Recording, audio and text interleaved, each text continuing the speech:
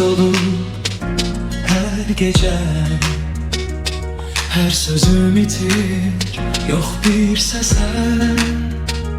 Hayallar içinde bir yalan, sonsuzluğa kalır insan.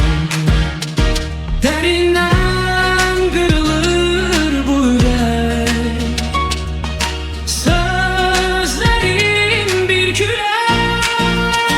Sonsuzken bitmeyen geceler, her anımda karanlık izler.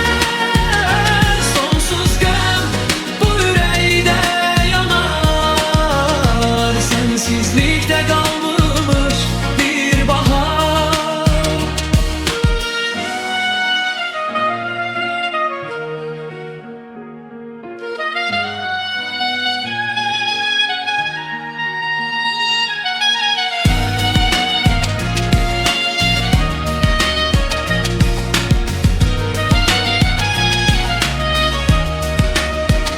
Düşen yağış sanki gözyaşı, her damlada hatiren akışı.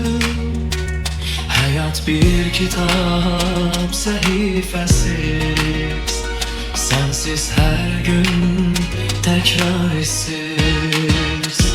Derinden kırılır bu yürek, sözlerim bir kürek.